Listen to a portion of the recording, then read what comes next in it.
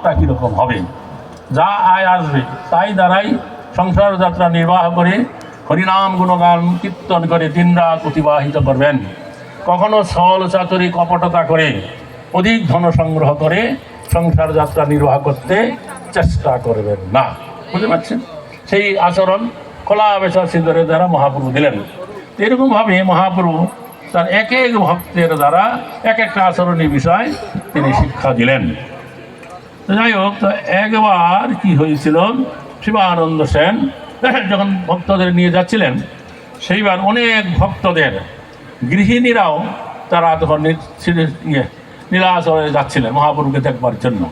শিবানন্দ সেনের সাথে তার পত্নী যাচ্ছিল, 3 পুত্র সঙ্গে নিয়ে। অদ্বৈত আচার্যের সাথে তার পত্নী সীতা ঠাকুরানী, তারপরে শিবাস ঠাকুরের পত্নী মালিনী দেবী এবং চন্দ্রশেখর আচার্য, তার পত্নী হচ্ছে সর্বজয়া দেবী, মহাপ্রভুর মাসিমা, সেও যাচ্ছিল। এরকমভাবে অনেক গৃহী ভক্তরা যাচ্ছিলেন।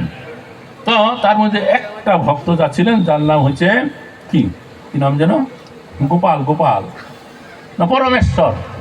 তো এই যে পরমেশ্বর নিমাই সমবয়স্ক ছিল, জগন্নাথ মিশ্রের বাড়ির পাশেই তার বাড়ি ছিল। ওরা জাতিতে ছিল মোদক মিষ্টি তৈরি করে বিক্রি করত, বোঝা গেল।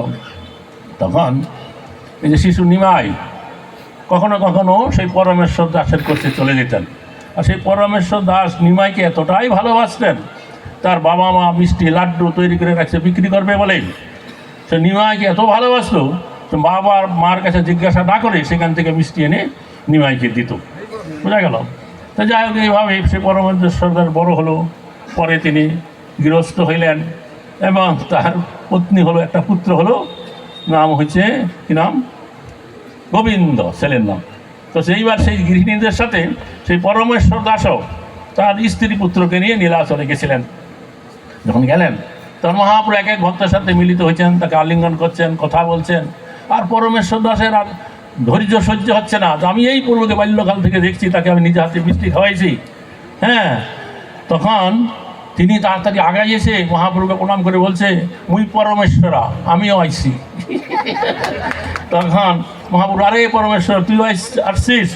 তো পরমেশ্বর দাস বলছে, আমাদের গোবিন্দার মাও আইছে। তৎক্ষণাৎ এই যে চৈতন্য চরিত আমি তো এখানে বর্ণনা করেছে, প্রশ্রয় পাগল লোক বৈধক দিয়ে নাহি জানে, মহাপ্রভু মুগ্ধ হইল তার এই গুণে। অর্থাৎ অত্যাধিক ভালোবাসার ফলে, প্রেমের ফলে অনেক সময় সাধারণ বিধি নিয়ম যে আছে সেটাও লঙ্ঘন হয়ে যায়। তথাপি মহাপ্রভু তার প্রতি তার যে এত প্রীতি আছে, তার জন্য তিনি মুগ্ধ হইলেন, তার সেই ত্রুটির কথা বিচার করলেন না। হরে কৃষ্ণ। তো এইভাবে মহাপ্রভুর যে লীলা, সেটা মধুর থেকে মধুর, তদপেক্ষা মধুর। আপনারা পড়লেই আনন্দ পাবেন, বুঝতে পারছেন? যারা নিলেন শুধু নিয়ে ঘরে সাজায় রাখবেন তাহলে হবে না। যদি বোতলে মধু থাকে তো সেই বোতল চাটলে মধুর স্বাদ পাবেন না, সিপি খুলে মধু জিভায় লাগাতে হবে, তারপরে স্বাদ পাবে। ঘরে রাখলে শুধু হবে না, এটা পড়তে হবে ভালো করে, তারপরে জানতে পারবেন মহাপ্রভুর লীলা কত। যখন এইরকম পড়তে থাকবেন তখন তো আপনার মনে হবে যে এরপরে কি আছে, আরেকটু এরপরে কি আছে, একটু পরে দেখি, তখন আর অন্য কাজ করতে ইচ্ছা করবে না, ওই করতে ইচ্ছা করবে। হরে কৃষ্ণ, তাই করবে আনন্দে হরি বল। আচ্ছা।